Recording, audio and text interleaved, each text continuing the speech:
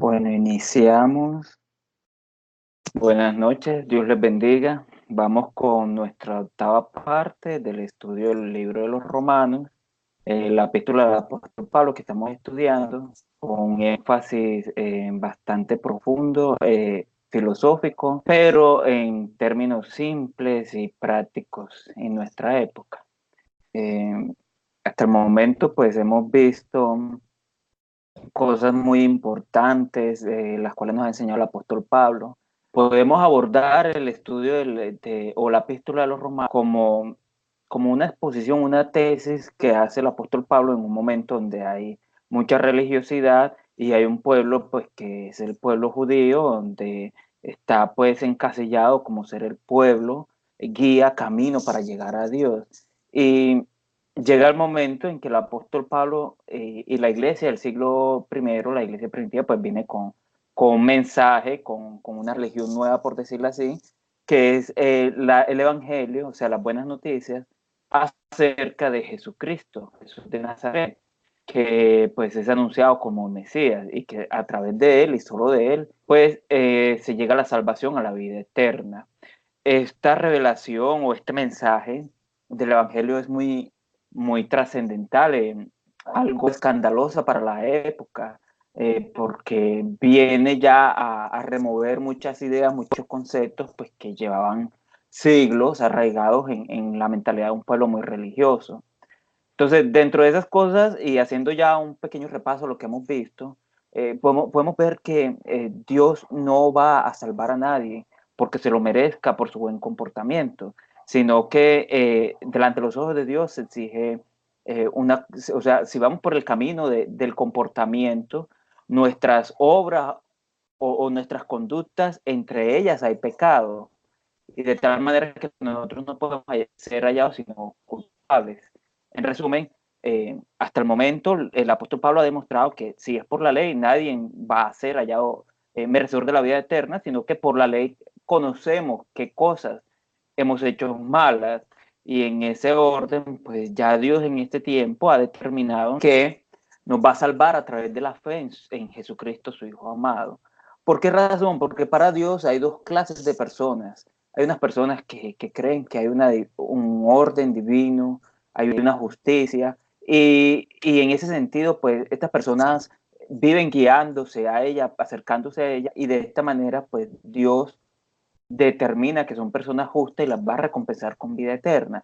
Por el contrario, hay otras personas pues que son tercos, por decirlo así, y cada día pues se van degenerando más, se van desviando más, y esas personas pues causan la ira de Dios. Dentro de lo que hemos visto también, vemos pues que Jesucristo nos salva en el sentido pues de que le permite a Dios mirar qué ser humano se merece ese regalo, valga la redundancia, gratis, que ser humano pues definitivamente no merece ninguna salvación gratis. Y Jesucristo lo hace porque muestra al ser humano cuánto Dios le ama para que así el hombre pues pueda empezar a negociar mentalmente, me reconcilio o no me reconcilio con Dios, que está dispuesto a perdonarme. Y la razón principal por la cual yo debo reconciliarme por Dios es porque me ama. Ahí está su Hijo Jesús, muerto por mi causa, ¿cierto? Y en ese sentido, pues Dios, por decirlo así, aprovecha la oportunidad y los resucita como muestra de qué hace Dios con sus amados, que mueren, pues en el caso de Cristo en forma de pecado, en el caso de nosotros, pues sí, pecadores. Moremos por el pecado, pero Él nos va a levantar, y por eso resucita a Jesús, para que nosotros podamos tener razones para creer que efectivamente Dios puede y quiere resucitarnos tal cual como resucitó a Jesús. Y esta es la fe la cual Dios va a mirar para decir, este es justo o este es injusto.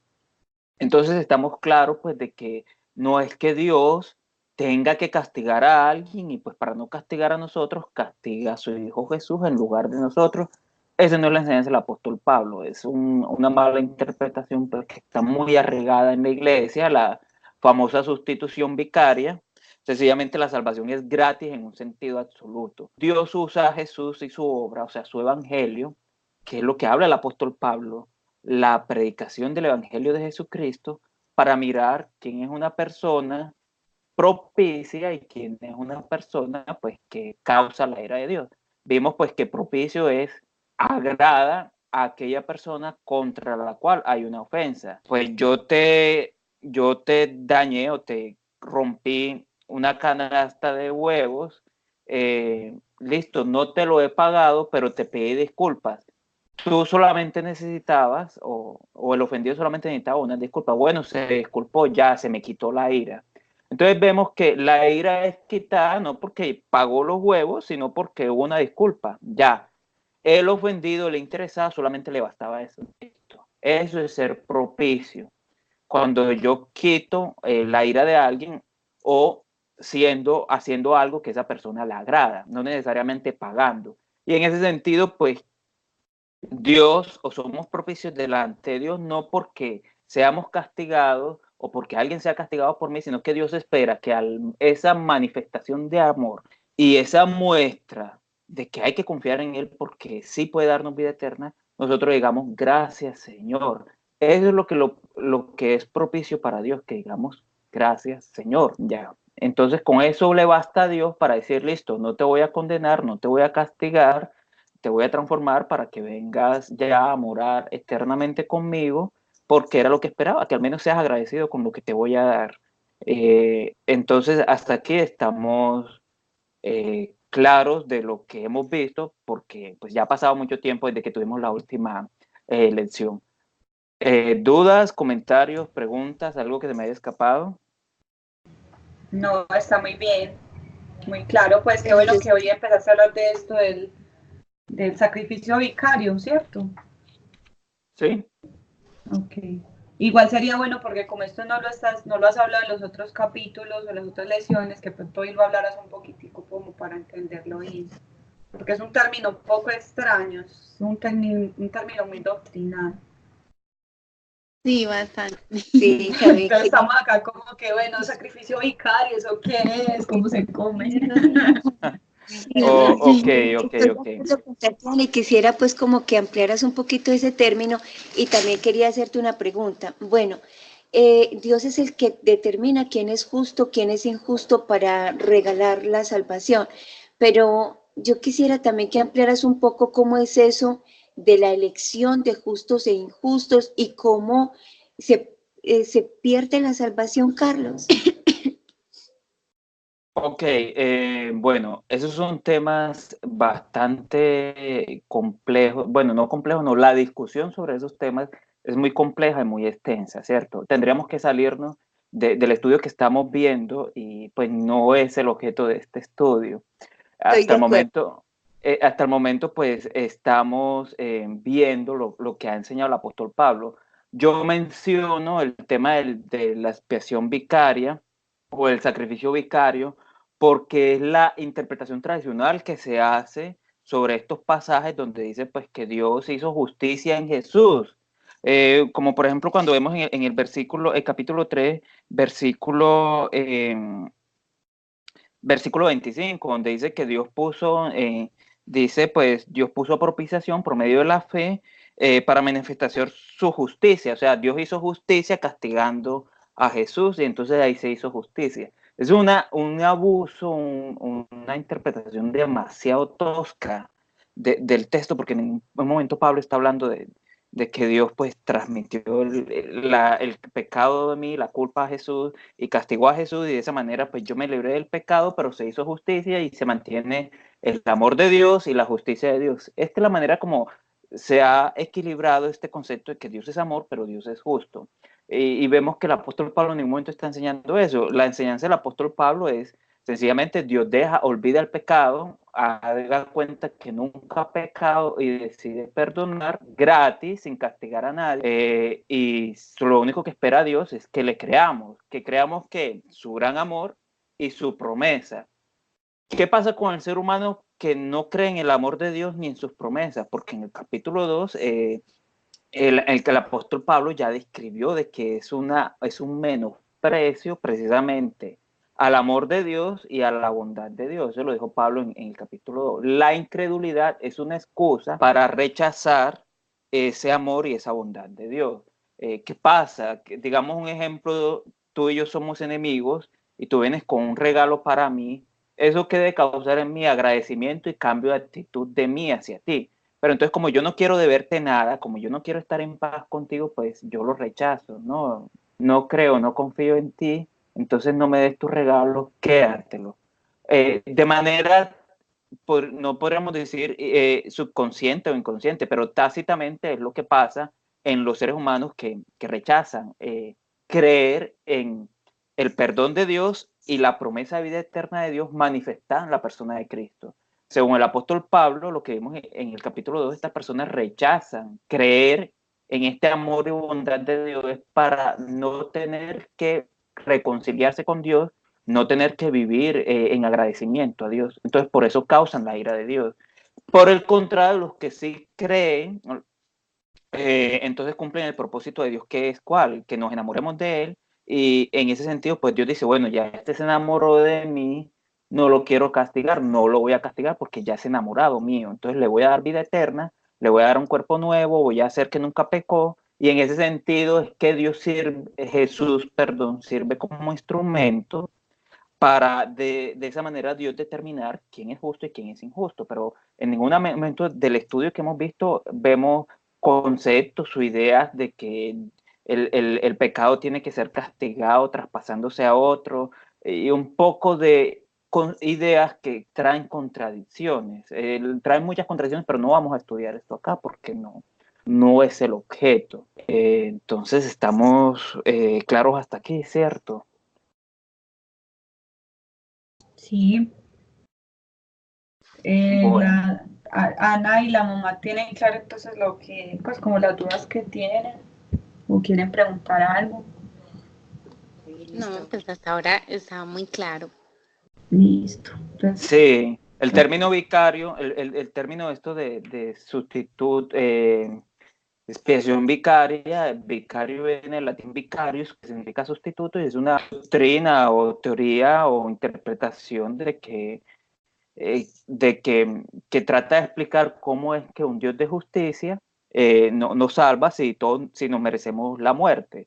Y entonces en esa explicación, pues lo que hace Dios es pasar el pecado del pecado, lo traspasa, así, lo traspasa a, a una persona justa y castiga el pecado en esa persona justa. Y en ese sentido Jesús es un sustituto de nosotros que recibe la ira de Dios. Entonces, de esa manera, según esta interpretación, Dios no salva, pero hace justicia. Y Dios así se mantiene como un Dios pues, de justicia. Pero eso tiene otras implicaciones porque hay una forma de hacer justicia sin castigar. Pero no lo vamos a ver acá. Eso es algo muy filosófico, muy profundo. ¿Cómo es posible que haya justicia si no hubo castigo? Eso tiene una explicación bastante lógica y bastante racional, pero no lo vamos a ver acá, porque no es este.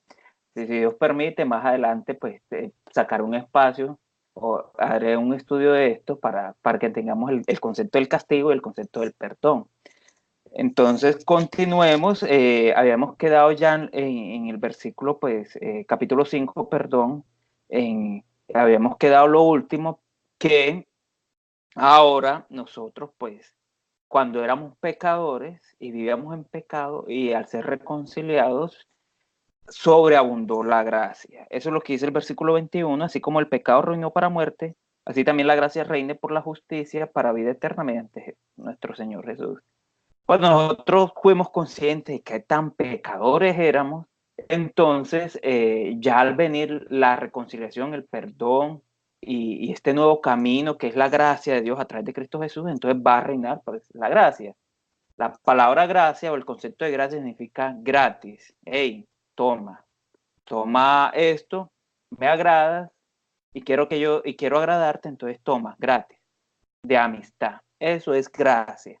En el contexto social en que está el apóstol Pablo, eso es la gracia. Era un concepto del día a día de ellos, como hoy en día lo es para nosotros la amistad, como lo es hoy en día para nosotros la empresa, conceptos cotidianos. Entonces, en aquella época, en lenguaje griego, en la cotidianidad de las personas, era normal hablar de gracia sin que esto significara necesariamente hablar de religión. Ya por una cuestión cultural, para nosotros gracia se limita exclusivamente a un tema religioso. Pero cuando Pablo la usó en su contexto era un tema del día a día. Ve, y ese vestido que tienes, Ana, ¿lo compraste? No, este vestido me lo dieron por gracia. ¿Quién te lo regaló? ¿Un enamorado? No, yo te cuento después. La gracia era un concepto del día a día, que significaba gratis y tenía la connotación de un valor pues familiar, intrínseco, de algo pues que no era un salario. Sabemos que con nuestros jefes nosotros no tenemos, generalmente pues no tenemos ninguna afinidad porque lo que él me da yo me lo gané, pero con nuestros familiares que nos han dado cosas gratis, sí hay un vínculo afectivo muy fuerte precisamente porque fueron cosas gratis, yo no me las gané. Lo mismo con nuestros amigos o algunos colegas en ciertas áreas. Nosotros, si tuviéramos la misma cultura del siglo I, estaríamos hablando de gracia, gracia, gracia.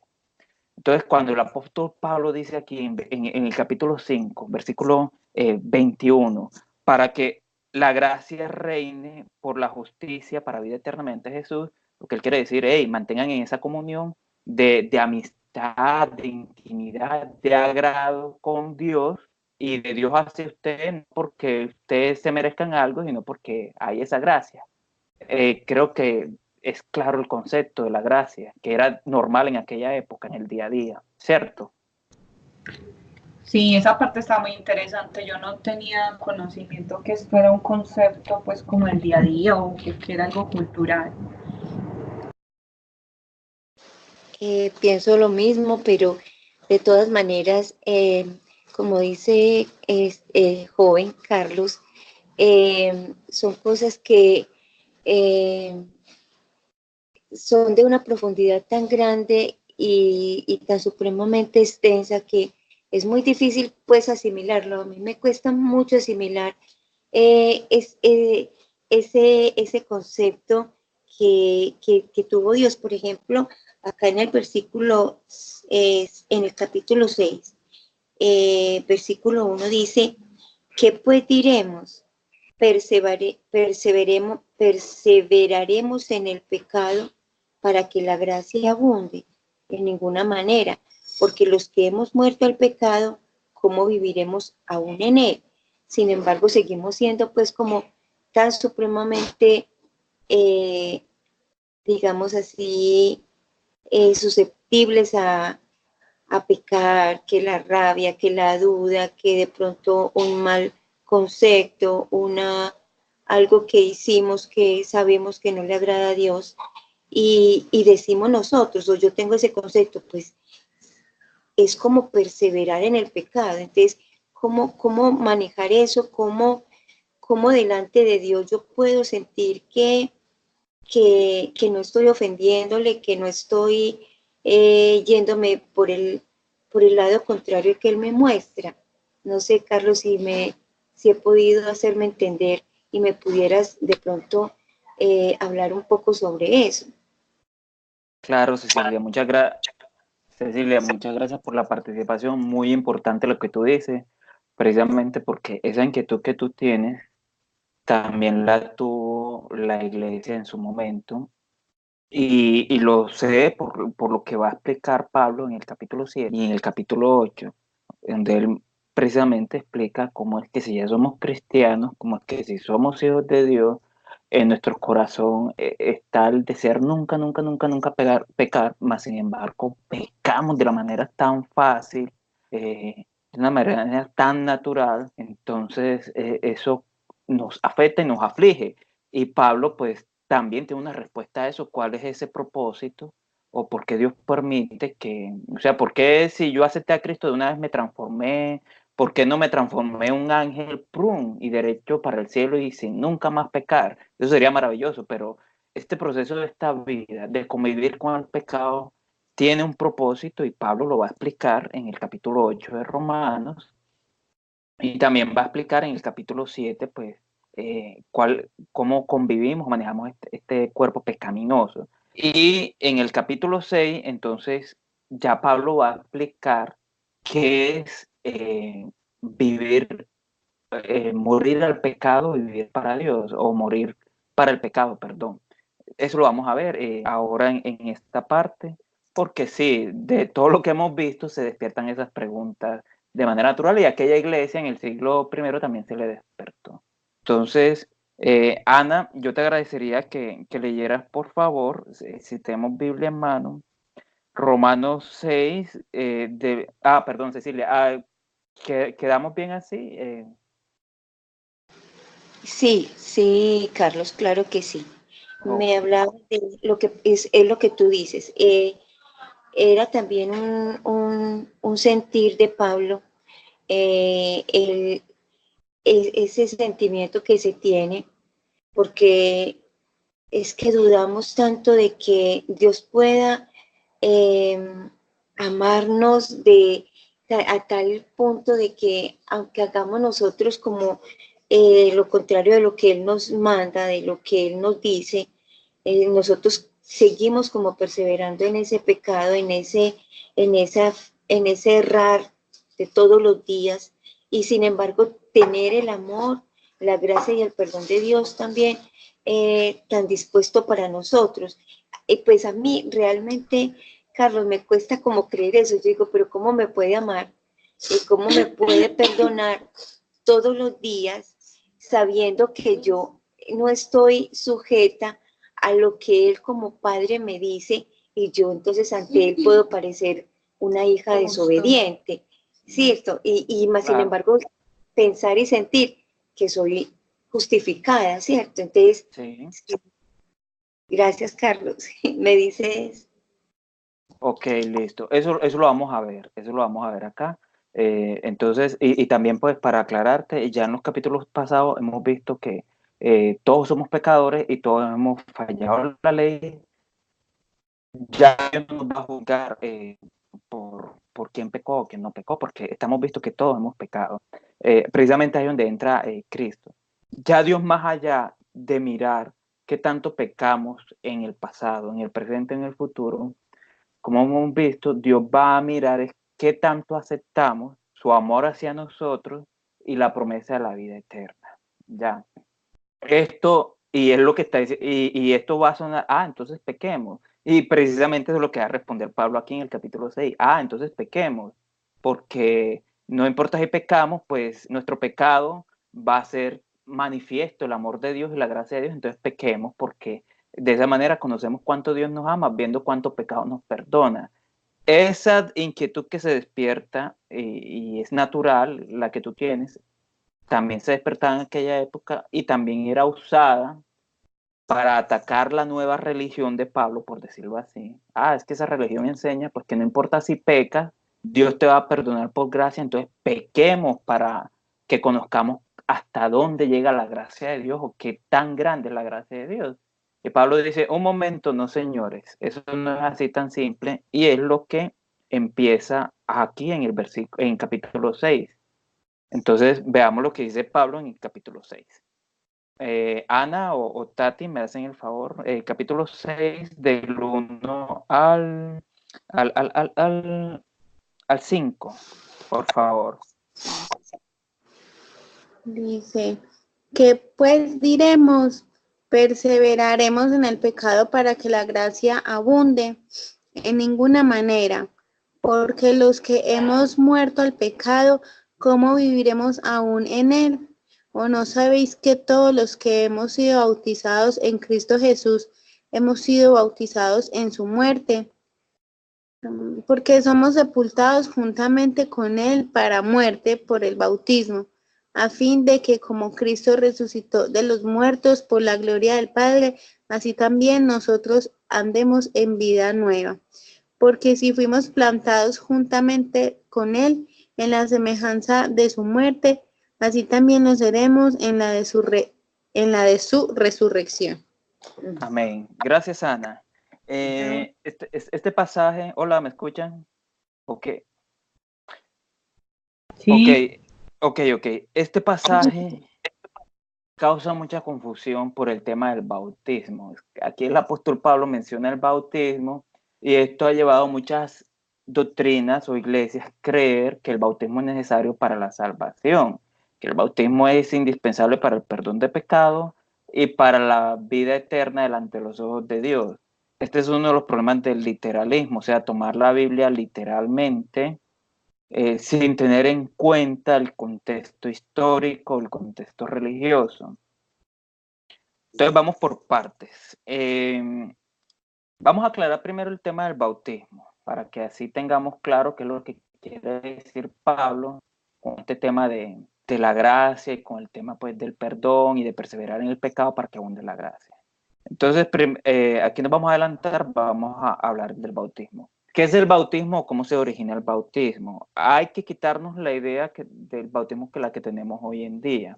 Hoy en día bautizarse es, en una iglesia moderna, pues un ritual, una ceremonia en agua, pues donde se simboliza la muerte con Cristo, la comunión con Dios, el nacimiento y damos testimonio de nuestro compromiso con Dios. Así lo toma la mayoría de las iglesias, un testimonio entre la misma congregación de que la persona ahora sí va en serio con Dios, por decirlo así. Y esa es la importancia que le han dado la mayoría de las iglesias, o ese es el sentido.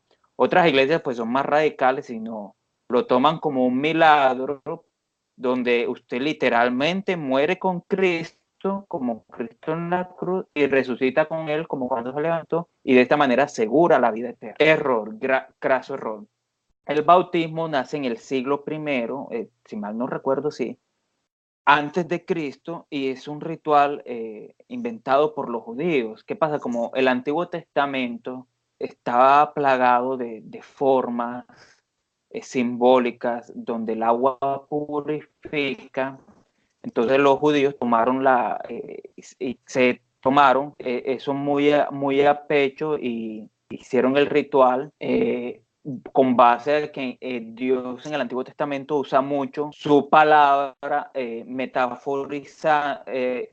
usando como metáfora el agua, que mi palabra es como el agua que va y riega y limpia y trae fruto. Entonces, y por eso vemos mucho a Jesús en el libro de Juan, en el Evangelio de Juan, también usando mucho la alegoría del agua, de que en su interior correrán ríos de agua viva, o sea, el que se convierte, refiriéndose a la palabra de Dios en el corazón del hombre.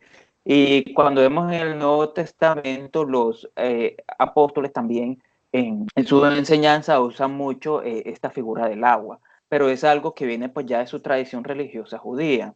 Entonces, para resumir el cuento, ellos se tomaron que cuando usted escuchaba la enseñanza de Dios, la palabra de Dios, y esa palabra de Dios tocaba su corazón y usted decía, ve, esto que me dijo hoy el profeta, el sacerdote o el escriba, me tocó, me cambió y voy a vivir de aquí en adelante de una manera diferente por esta palabra que recibí, que es de un siervo de Dios y por lo tanto es de Dios. Entonces me voy a bautizar para los que están a mi alrededor vean que yo estoy manifestando públicamente que la palabra me transformó, que creo que es palabra de Dios y de ahora en adelante voy a vivir conforme a esa palabra. Entonces la persona iba con el sacerdote que dio la palabra o la enseñanza, con el profeta o con el maestro que dio esa palabra, y se sumergía en agua y salía para que los demás vieran que él se estaba comprometiendo públicamente con esa predicación, por decirlo así. Entonces, por ejemplo, si alguien enseñaba que había que prender una vela de color amarillo, un ejemplo, para agradar a Dios, y yo quería que todos conocieran que yo creía eso y lo aceptaba y me comprometía públicamente, entonces iba y después de que el maestro o el profeta hacía la predica, me bautizaba con él para que los demás, o sea, el pueblo, la congregación, pues me echaran el ojo de que yo sí estaba comprometido con esa enseñanza, con esa doctrina. Ese era el simbolismo que le habían dado los judíos al tema del bautismo. Entonces, por eso es que cuando vemos al apóstol Juan predicando y la gente venía a bautizarse y llegan, hay dos escenarios. En una le envían los maestros o los sacerdotes del templo, las autoridades del templo, le envían soldados, comisarios a Juan a preguntarle, oiga, ¿usted quién es? Porque la gente se está bautizando con su predicación, o sea, se está bautizando con usted. Significa que está enseñando. Usted es Moisés, usted es Elías, usted es el Mesías. Eso porque a ellos les preocupaban que había mucha gente comprometiéndose con la enseñanza de Juan el Bautista, porque eso era lo que la gente hacía cuando se bautizaba. Me comprometo con esta enseñanza y lo manifiesto públicamente. Y hay otra escena donde vienen unos fariseos a bautizarse para que todo el mundo los vieran y así de esta manera pues decirle al pueblo, hey, yo también me comprometo con la predicación del apóstol Juan.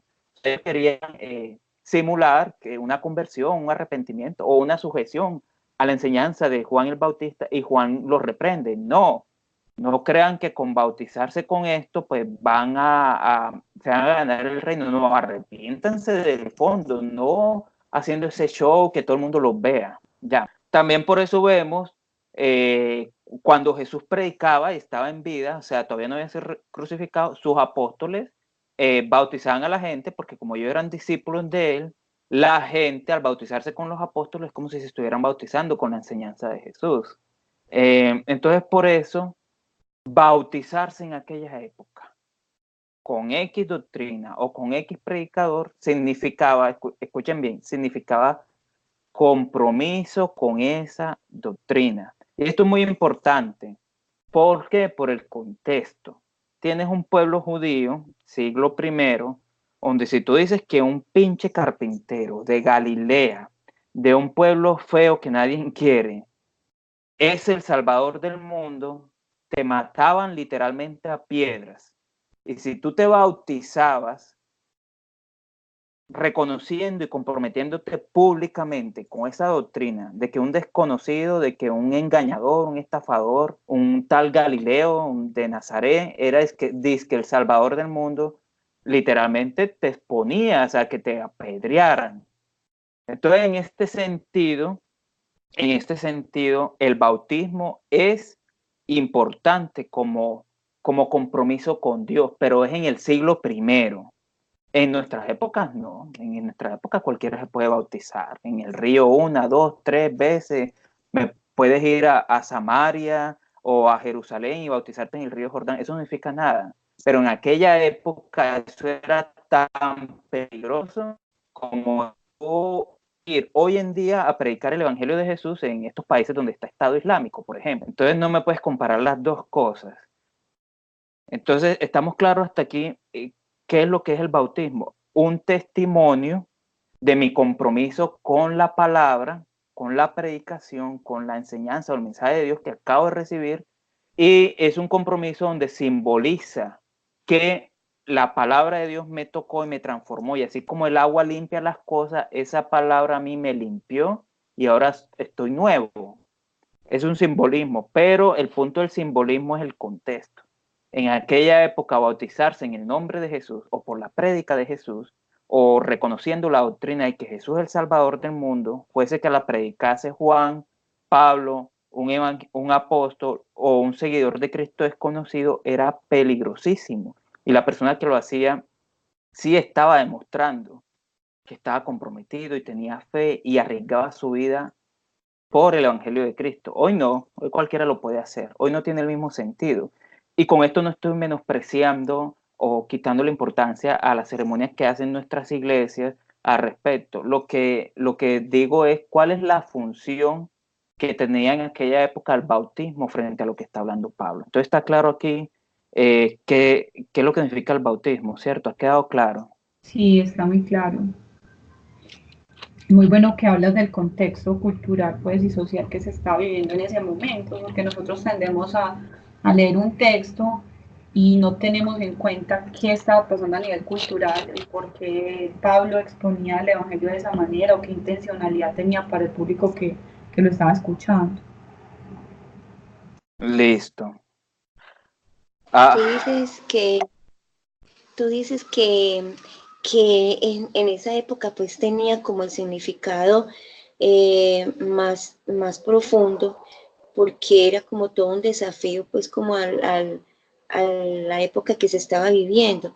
¿Cómo debemos de tomar o cómo se toma ahora entonces el bautismo? Me llama mucho la atención lo que dices, que hoy en día cualquiera lo puede hacer. De hecho, en nuestras iglesias hay personas que están bautizadas y sin embargo, pues eso muestra más compromiso a nivel espiritual, a nivel, digamos, de nuestra determinación en lo que estamos haciendo. Pero sin embargo,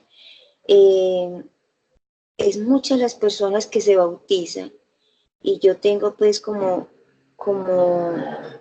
eh, he tenido experiencias de personas que se han bautizado en las iglesias y no pasa nada.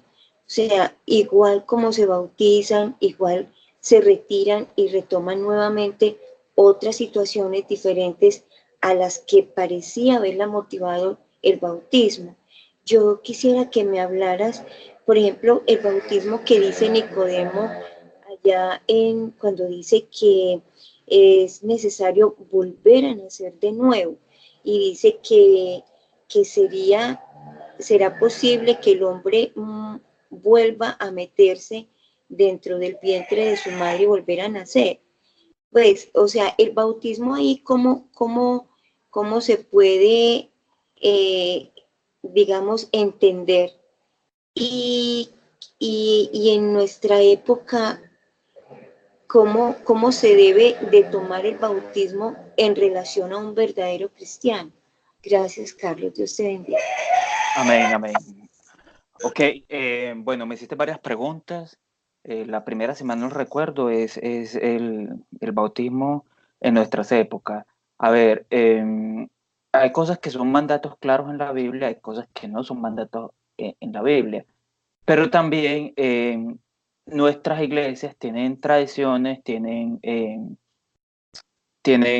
costumbres que si bien no son pecados o son obligaciones, sí marcan lo que la Biblia llama un asunto de conciencia.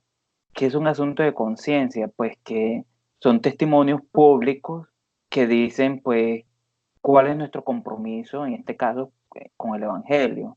Entonces, dentro de una iglesia, si bien de manera sustancial el bautizarse no afecta mi interior con Dios, sí impacta la manera como la congregación me percibe a mí. Por ejemplo, para que seamos más prácticos, la manera de vestirme. Eso, la ropa a mí no me quita ni me da santidad, ni me quita, ni es un pecado. Pero yo, digamos, ir en pantaloneta a la iglesia, eso a ellos les manda un mensaje, pues, de que para mí la iglesia no es un lugar especial, no es un lugar de respeto. Y en ese sentido le estoy faltando a la congregación, le estoy transmitiendo un mensaje que no me interesa, no estoy comprometido con Dios. Pasa lo mismo con el bautismo. Yo lo diría que es más un tema congregacional. Al yo bautizarme, le estoy diciendo a mis hermanos en Cristo, pues que en mi conciencia me quiero comprometer más con Dios. Entonces es un aspecto, pues, que infiere ahí la esfera de relaciones entre hermanos, porque la palabra también nos manda en que entre iglesias eh, debemos exhortarnos, debemos vigilarnos, cuidarnos los unos a los otros. Entonces yo el bautismo lo pondría en ese lugar. No tanto de que me acerque más a Dios el bautismo, sino que me permite a mí comunicarle a la iglesia que tengo interés de comprometerme con Dios. Entonces eso es más un asunto de conciencia pública. Yo lo tomaría por ese lado. El tema del bautismo en nuestro momento. ¿Ya? Pero pues el bautismo sí no, ni te acerca más a Dios, ni te quita los pecados, ni te hace una nueva persona. No, no, no, no. Hemos visto pues que el bautismo, en su momento Pablo lo menciona, porque en aquella época el bautizarse significaba arriesgar la vida por Dios. Y cuando un ser humano arriesga la vida por Dios, ahí no hay ninguna manera de dudar de que está comprometido con el Evangelio. Entonces, ese es el punto del bautismo que quiere mencionar el apóstol Pablo acá. Entonces podríamos sencillamente entender micrófono, por favor. Podríamos entender precisamente esta parte de cuando dice, o no sabéis que todos los que hemos sido bautizados en Cristo Jesús, perdón, porque somos sepultados justamente con Él para muerte por el bautismo. Eso lo podríamos reemplazar con, porque somos sepultados justamente con Él para muerte por el testimonio que hemos dado en el bautismo, de que estamos comprometidos con Dios, estamos arriesgando nuestras vidas. Eso es lo que quiere decir el apóstol Pablo cuando menciona el bautismo. O sea, tú puedes coger la Biblia y tachar bautismo y reemplazarlo por comprometido con Dios, arriesgando la vida por Dios. Ese es el sentido que tiene el bautismo debido al contexto. Entonces, el ritual de meterse en el agua y salir como tal no es que haga mucho o no hace gran cosa en el sentido pues, de tu relación con Dios. En aquella época, sí, porque era una forma de tú decirle a Dios, Dios, estoy sacrificando, estoy arriesgando mi vida por el Evangelio de Jesús. Cambia totalmente la cosa. En aquella época. En nuestro momento no. Entonces aquí la idea, cuando menciona Pablo el bautismo, no es tanto el ritual del agua, me metí y me salí del agua, sino es el exponer la vida por el Evangelio de Cristo. Estamos claros ahí, o sea, aquí olvidémonos del bautismo, olvidémonos de la ceremonia del agua y más bien enfoquémonos en el exponer mi vida por el Evangelio de Cristo. Eso es lo que quiere decir el bautismo acá. Los que se bautizaron en la muerte de Jesús, o sea, los que están exponiendo su vida por el Evangelio de la muerte y resurrección de Cristo. Vemos que Pablo en 1 Corintios 15 dice lo que yo predico, que Cristo murió por nuestros pecados. Eso es lo que dice acá. Los que nos bautizamos en su muerte, o sea, los que estamos arriesgando nuestra vida por enseñar o predicar que Jesús murió por nosotros. Entonces ya captamos la idea de que no es tanto el ritual en el agua, sino el riesgo por predicar la muerte de Cristo por nuestros pecados. Eso es lo que enfoca Pablo acá, sino que nosotros no lo captamos sin antes ver el contexto. En aquella época, y entender primero el bautismo, en aquella época predicar que Jesús murió para salvarnos de nuestros pecados, eso era una linchada con piedra segura. Te mataban. Ahora no. ¿Estamos claros hasta aquí?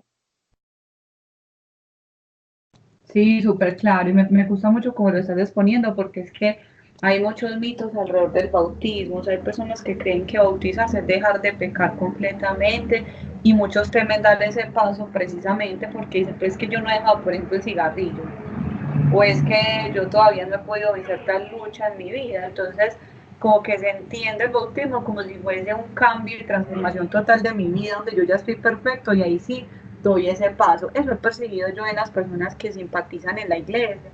Les da muchísimo bien. Es más, hay gente que puede llevar en la iglesia más de 10 años y no se bautizan, que porque sus vidas no están en orden. Entonces creo que es una interpretación errada, porque esto es un acto simbólico, es un sacramento, ¿cierto? O no, eso es simplemente bueno, es una manifestación pues de nuestra fe y de aceptar Sí, esa exacto. muerte de Cristo. Exacto, pero el punto aquí en este texto, el punto aquí del bautismo es los que están comprometidos con el Evangelio. De hecho, yo puedo estar comprometido con el Evangelio, pero aún tengo un pecado, aún todavía me gusta el licor, o la pornografía, o aún todavía tengo problemas de envidia o de celos, o aún tengo problemas porque soy adicto a mentir, pero eso no significa que no esté comprometido. Hay un proceso y Pablo lo va a mencionar acá, pero en aquella época hay una herramienta que es el bautismo, porque la persona está arriesgando su vida y el que se bautizó, pues obviamente ya entregó su vida a Cristo porque está arriesgándola. Y por eso Pablo lo menciona acá. Entonces, ya claro este tema, porque yo creo que ya está muy claro, de que no es el ritual en el agua, sino el negar la propia vida, el darle más importancia al Evangelio de Cristo que la propia vida, eso es, y eso lo sabemos gracias al riesgo del bautismo. Para que nos hagamos una idea y seamos más concretos y cerremos esta parte. Supongamos que yo soy el apóstol Pablo y estoy en este siglo y quiero decir esto, y lo digo así: hermanos, no sabéis que los que ya viajaron a predicar, los que viajaron al Medio Oriente a predicar de Jesucristo, fueron sepultados justamente con él. ¿Qué entenderían ustedes? Los que están sepultados con Jesús son aquellos que están comprometidos con él. ¿Cómo sabemos que están comprometidos con él? Mira lo que fueron a hacer. ¿Quién se arriesga a viajar al Medio Oriente a predicar a Jesucristo si no es que está entregado realmente a Dios? Entonces, ¿ustedes qué entenderían? El punto no es viajar en un avión de aquí a Medio Oriente y con eso me gane el cielo. No, el punto es arriesgar mi vida por causa de Cristo, y eso hace evidente que me he entregado mi vida a Dios. Ustedes lo entenderían así en esta época. De igual manera, en aquella época, Pablo, cuando usa el bautismo, es lo mismo. Las personas que se han bautizado en Cristo han dicho públicamente: yo creo que Jesús es el Mesías y que murió por mis pecados y en él voy a tener vida eterna. Están exponiendo. Entonces no es el meterse en el agua en el salir, sino es ese riesgo. Ese riesgo es lo que dice en esa época: tú estás comprometido con Cristo. Entonces, volviendo al texto, ¿qué pues diremos? Perseveraremos en el pecado para que la gracia abunde. Y aquí vamos con esto. Habíamos visto que el decir que ya no importa la ley, que estamos bajo la gracia, pues se puede prestar para la interpretación de que entonces pequemos, porque igual, entre más pequemos, más me va a perdonar Dios y más amado me voy a sentir por Dios. Entonces, pues sí, esa enseñanza suya, Pablo, da a entender que la persona, entre más peque, más se va a acercar a Dios, más se va a enamorar de Dios, porque más le van a perdonar. Y el apóstol Pablo dice: no, no es así. Eso no es lo que quiere decir. Vamos a poner un ejemplo.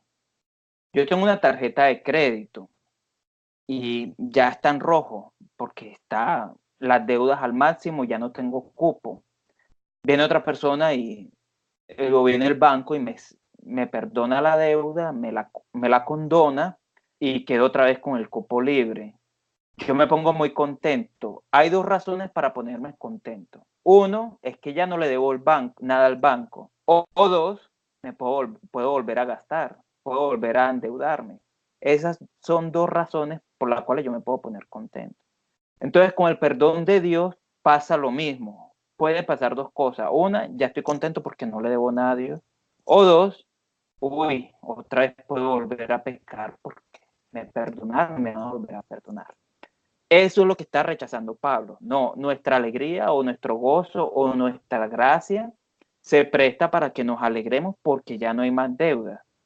Esa es la actitud que debemos tomar, no la actitud de que me puedo endeudar otra vez o todo lo que yo quiera porque aquí hay perdón ilimitado. Entonces Pablo rechaza esa idea de que enseñar que ya no estamos ya no vamos a ser juzgados por la ley, que si robé, que si maté, que si mentí, que si fumé, que si forniqué, que si me drogué, que si robé, sino que vamos a ser juzgados por creí o no en Jesús, lo que ya hemos visto, o no creí en Jesús. Entonces Pablo lo rechaza de ninguna manera. ¿Por qué? Porque, y ahí sí viene el tema del bautismo, porque lo que hemos muerto al pecado, ¿cómo viviremos aún a él? O sea, nosotros estábamos en deuda. ¿Cómo vamos a seguir? Y si ya nos los perdonaron, ¿cómo vamos a seguir endeudándonos? O no sabemos que o no sabes que todos los que hemos sido bautizados en Cristo Jesús hemos sido bautizados en su muerte. O sea, o no sabéis que todos los que están predicando de Jesús están predicando sobre su muerte. Esa palabra bautismo se puede intercambiar por predicación, por lo que vimos. Yo estoy manifestando públicamente que con el bautismo, o sea, el bautismo es una forma de predicar en aquella época. Entonces esto después se podría leer como en ninguna manera, el 3, o no sabéis que todos los que hemos predicado a Cristo Jesús, hemos predicado acerca de su muerte. Así O sea, así lo entendería alguien en aquella época que tuviera el concepto del bautismo como lo tenemos nosotros ahora. ¿Estamos claros hasta aquí? Por favor. Sí, para mí está muy claro. Ok. Sí, 4. está muy ahora. Gracias, Sí, gracias. 4. Porque somos sepultados justamente con él para muerte por el bautismo. Mire que no dice que en el bautismo, no dice en el bautismo, sino por el bautismo. Y como ya hemos visto, es por el testimonio del bautismo, a fin de que como Cristo resucitó de los muertos por la gloria del Padre, así también nosotros andemos en vida nueva. ¿Qué pasa? Cuando yo me bauticé, o cuando cristiano en aquella época se bautizó, en ese momentico, por lo que vimos, por el contexto, también, y esto es metafórico, también murió con Jesús. O sea, en aquella época o en ese momento, cuando Pablo habla del que se bautizó, está diciendo el que se bautizó en Cristo, o sea, el que manifestó públicamente a Cristo Jesús en el bautismo, manifestó su muerte. Y si alguien, o sea, alguien testificó públicamente su muerte delante de los ojos de Dios, o en general también es como si hubiera muerto con Jesús. Para ser más concreto, cuando yo me bautizo en Cristo Jesús, o sea, después de la predicación del Evangelio de Cristo Jesús murió por nosotros, yo le estoy diciendo a la gente, yo creo que Jesús murió por mí. Y entonces Pablo dice, eso es morir con Cristo. Sí lo captaron.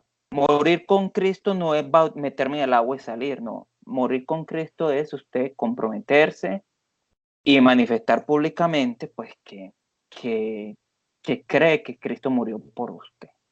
Para el apóstol Pablo, cuando usted hace eso, decirle a los demás, con su hablar y con su vivir, que usted cree que Jesús murió por amor a usted, repito, decirle a los demás con su hablar y con su actuar que usted cree que Jesús murió por amor a usted, dice el apóstol Pablo, eso es morir con Cristo. Entonces, morir con Cristo no es meterse y salir del agua o sumergido por un pastor delante de una congregación, no. No. Es el testimonio a los demás de que usted está aceptando el mensaje de que Cristo murió por usted. En aquella época no cualquiera hacía eso. Alguien lo hacía a costa de poner en riesgo su propia vida. Por eso es importante el bautismo en este contexto, en este pasaje. Entonces dice, si usted murió con Cristo, versículo 4, pues así como Dios resucitó a Jesús, Dios también lo va a resucitar. Usted también tiene que andar en vida nueva como Jesús fue resucitado. Esto es metafórico, ¿eh? Entonces, vamos a ver por qué para Pablo, y lo voy a explicar acá adelante, por qué para Pablo confesar esto, que Jesús murió por mí, es morir con él, o qué implica eso para decir que morimos juntamente con él. Versículo 5. Porque si fuimos plantados justamente con él en la enseñanza de su muerte, se ve, Pablo me da la razón. Somos plantados con él no por meternos y salir del agua, sino por la enseñanza, o sea, enseñarle a todo el mundo, predicar, difundir que Jesús murió. Pues obviamente murió por nosotros. Dice, en la enseñanza de su muerte, mira, Pablo nunca dice en el agua, no, en la enseñanza de su muerte. Así también lo seremos en la resurrección. 6. Sabiendo esto, que nuestro viejo hombre fue crucificado juntamente con él para que el cuerpo del pecado sea destruido, a fin de que no sirvamos más al pecado. Entonces, en aquella época, como usted está poniendo en riesgo su vida por enseñar que Jesús murió por nosotros, entonces para Dios lo toma como si usted estuviera muriéndose con Jesús. Eso es metafórico, es simbólico, pero es práctico. Entonces Dios lo toma, Dios cuenta como si hubiera muerto igual que Cristo al que en este momento está enseñando el Evangelio de Cristo. Ya en aquella época eso era exponerse a la muerte. Eso es lo que quiero que capten. Entonces una persona y el que se murió, o sea, este cuerpo, esta carne, la que desea, la que peca, yo la estoy exponiendo a muerte. Entonces, si ven la idea de por qué Pablo dice que exponerse por el Evangelio de Cristo es matar esta carne como Cristo mató su cuerpo. ¿Por qué? Porque si yo quisiera este cuerpo, esta vida, los placeres de esta vida, yo no lo pondría en riesgo. Yo no me pondría a morir por causa del Evangelio. ¿Por qué? Porque quiero vivir, quiero este placer, quiero este estilo de vida. Pero en el momento en que yo renuncio a esto, no, ya no quiero más alcohol, no quiero más fornicación, ira, mentira, conspiración, venganza, el que me la, se la paga, no quiero nada de, yo renuncio a eso. ¿Y en qué momento renuncié? En el momento en que sencillamente lo menosprecié, que me maten, que se pierda eso, que me maten. Y eso pasó cuando me bauticé después o en la enseñanza del Evangelio de Cristo Jesús. Cuando yo me bauticé, o sea, Pablo aquí le está hablando del creyente del siglo I, yo sencillamente tomé en poco esa vida que debería cuidar, este cuerpo, que me crucifiquen, que me apedreen, ya está, lo que me ofrece esta vida ya no me interesa. Para mí es más importante el predicar o manifestar o aceptar públicamente que Jesús murió por amor a mí.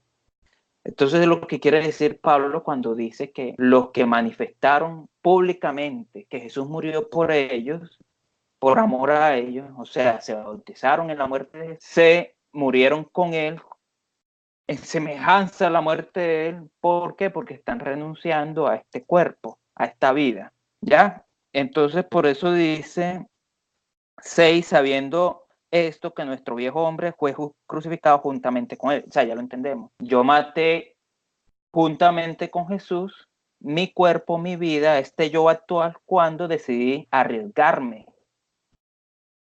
Lo tuve en poco, me arriesgué por el Evangelio de Cristo. Ojo, esto es en el siglo I.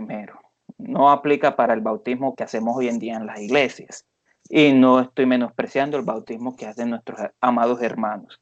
Le estoy cambiando el sentido. No es literal como lo están tomando muchas congregaciones o muchas doctrinas o interpretaciones.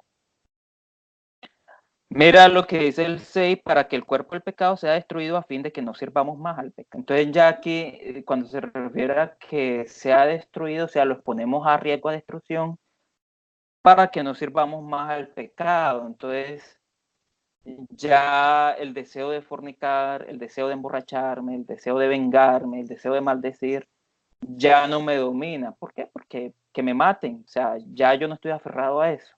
Ya puse mi vida. Para mí es más importante ahora el mensaje de la muerte de Cristo por mí, lo predico, y por eso, por no renunciar a eso, es que estoy desobedeciendo el deseo de vivir, porque vivir significa disfrutar la vida y sus placeres.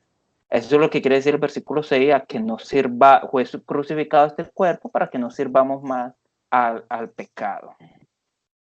¿Claros hasta aquí? Sí, está muy claro. Listo. Sí, estoy de acuerdo. Es de verdad que es una enseñanza bastante, pues aquí estoy sorprendida de lo que estoy entendiendo, porque tiene mucho sentido lo que estás diciendo. De verdad que sí, te agradezco porque hoy aprendí algo muy importante, importantísimo, lo del bautismo. Muchísimas gracias. Bueno, amén. La gloria es para Dios, ¿eh? Estamos para servir. Amén. Bueno, entonces, versículo 7, porque el que ha muerto ha sido justificado el pecado. Bueno, aquí sí hay algo bastante pragmático en el tema de la justicia. Al que lo mataron ya no no tiene ninguna culpa. O sea, los muertos no son culpables de nada. No es, entonces, ese yo, este ego, esta carne que yo maté, y ya vimos cómo maté cuando renuncié a él, exponiéndolo, arriesgándolo, teniéndolo en poco en comparación con el Evangelio de Cristo, ese yo pues ya está muerto y los muertos no son culpables de nada. Entonces, aquí Pablo está diciendo que para Dios, ya ese Carlos envidioso, que sigue siendo sigue existiendo, y aquí respondemos a Cecilia, este Carlos borracho, este Carlos mentiroso, este Carlos egoísta, sigue existiendo. Para Dios es como si ya estuviera muerto, no es culpable, no existe, no hay que juzgar, no existe para juzgarlo, porque lo sacrifiqué en el momento en que lo arriesgué, porque le di más importancia a la predicación del Evangelio de Cristo. Jesús murió por amor a mí, resucitó para darme la promesa de que voy a vivir eternamente. Eso para mí es más importante que en mi vida. Apedréenme, mátenme, yo no voy a dejar de predicarlo. Me bautizo para que todo el mundo vea que esto es lo que estoy creyendo yo. En esa época, esa era la función del bautismo. Hoy no aplica, ya.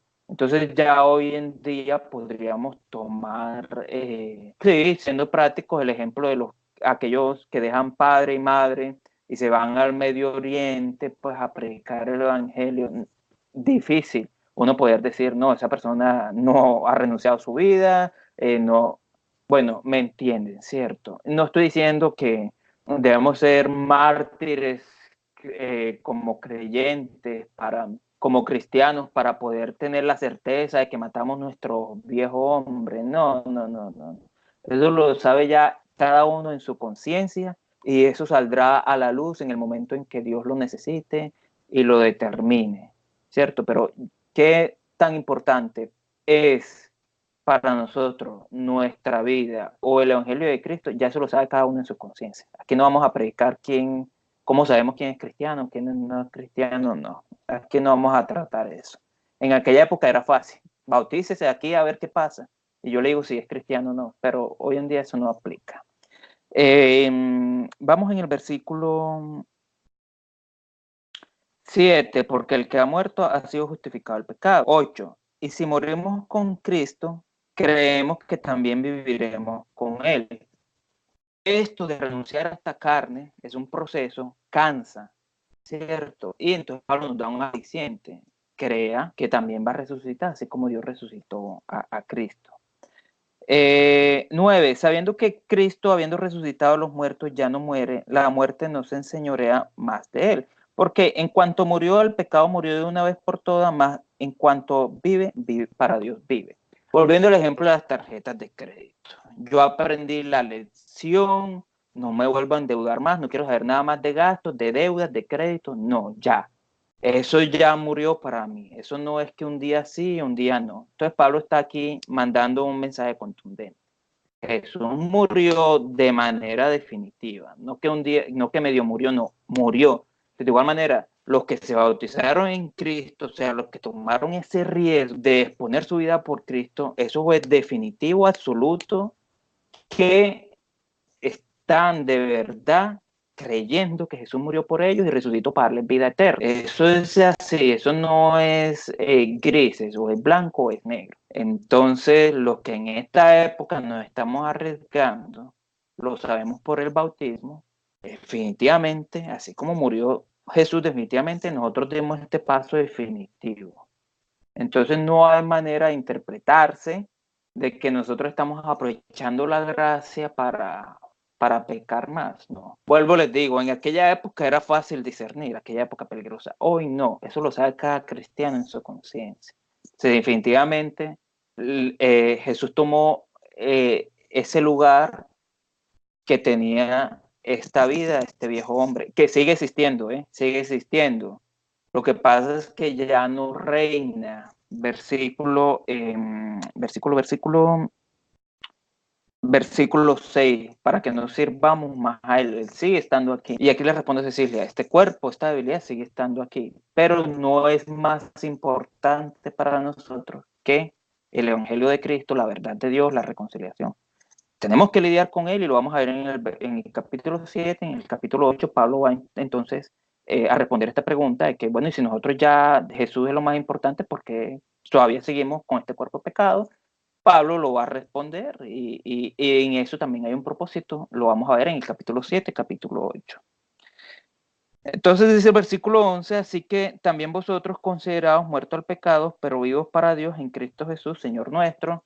Entonces, este cuerpo o esta vida, o lo que se aferra a esta vida, ya no es nuestro norte, nuestro norte ahora es Dios. Muerto el cuerpo de pecado, el que está vivo, o sea, el que actúa, se mueve, el que domina, el que orienta, el que guía, es nuestro amor a Dios o nuestra relación con Dios. No reine pues el pecado en vuestro cuerpo mortal, versículo 12, de modo que lo deseáis en concupiscencias. Está claro, entonces si ya sabemos quién es el que vive y quién es el que está sacrificado, esto es prescriptivo, dice el apóstol Pablo, entonces no peque. Sí, es un mandamiento, no peque. Ya, no reine. O sea, sí, tenemos pecados, tenemos falencias, pero antes el pecado nos dominaba. Ahora es un invasor. No es el rey, es un invasor. Es una plaga con la que tenemos que lidiar. No reine, dice el apóstol Pablo. Ni tampoco os presentéis vuestros miembros al pecado como instrumento de iniquidad, sino presentaos vosotros mismos a Dios como vivo entre los muertos y vuestros miembros a Dios como instrumentos de justicia. Porque el pecado no se enseñoreará de vosotros, pues no estáis bajo la ley, sino bajo la gracia. El pecado no será nuestro Señor. ¿Por qué? Porque ya usted no está como condenado, como culpable, que era lo que determinaba la ley, sino que usted está como perdonado, como en esa relación de gratitud, de gratis, lo que habíamos visto, lo que era la gracia, bajo la gracia. Entonces el apóstol Pablo está exhortando: pelee contra el pecado, no deje que él lo domine, combátalo, teniendo en cuenta que ya usted no es culpable, o sea, no es tratado de Dios, o sea, no está siendo tratado por Dios con base a la ley, sino que está tratado con Dios por Dios con base a la gracia.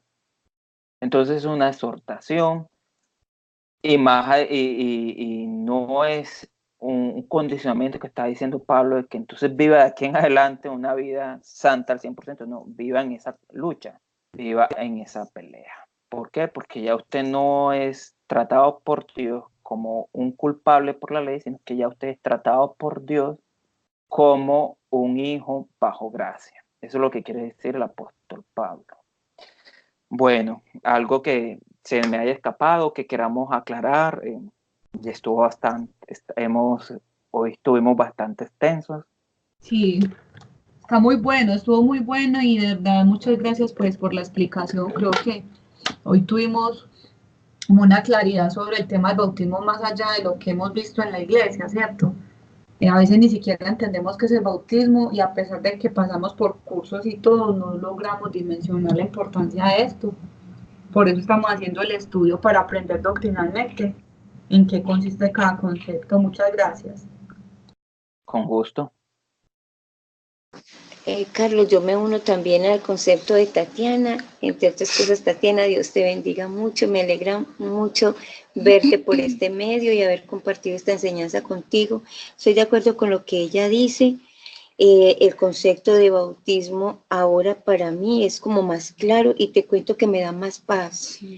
Me da mucha paz ese concepto de que el bautismo, el verdadero bautismo, es yo reconocer el mensaje, aceptar el mensaje de la muerte de Jesús por mí y ser bautizada con el compromiso de llevar ese regalo, ¿sí? Esa gracia como bendición y no pasarme por agua. Me parece, me da tanta alegría eso, me da mucha alegría ese mensaje que hoy recibí. Y nunca lo pensé, ese tema nunca pensé, ni ahondé, ni profundicé en él, pero hoy que trajiste ese mensaje veo la importancia de tener como esa claridad y me da, como te digo, mucha paz esta enseñanza. Dios te bendiga mucho, Carlos, que pases una... Los bendiga, una feliz noche, muchas gracias. Igualmente para ustedes, un abrazo, Dios les bendiga. Gracias. Antes de terminar, ya que mencioné el tema del bautismo, entonces, teniendo claro este concepto del bautismo, van a poder entender muchos otros pasajes de la Biblia donde se relaciona el bautismo con la salvación, con el Espíritu Santo, con el perdón de pecados, porque hay muchos textos en la Biblia donde el bautismo se relaciona con el perdón de pecados, con la salvación y con el Espíritu Santo. Pero no es el ritual del agua como tal, sino lo que significa renunciar a la vida por el Evangelio de Cristo. Entonces, si tú renuncias a tu vida por el Evangelio de Cristo, obviamente eres salvo, obviamente vas a recibir el Espíritu Santo y obviamente van a ser perdonados los pecados. Entonces, no es la ceremonia en el agua como tal, sino debido al contexto, el acto de sacrificar, poner en riesgo mi vida por causa de Jesús. Entonces, delante de los ojos eso aplica, o sea, eso encaja pues con el regalo del Espíritu Santo, con el regalo del perdón de pecados y con el regalo pues de la salvación. No es el ritual en el agua, es lo que significa en aquella época bautizarse en el agua por Jesús. Ya, claro. Bueno. Sí. Así es, perfecto. Que Dios te bendiga. Amén. Y te siga dando toda esa sabiduría para podernos, y esa facilidad que tienes para esa sencillez, esa claridad para hacer conocer como estos mensajes que son de verdad muy significativos y muy importantes. Dios te bendiga mucho y que tengas una bendecida noche, Carlos. Feliz noche una para bendecida todos. noche, Tatiana. Un abrazo. Bendiciones, Dios los bendiga. Chao. Chao. Chao. Chao.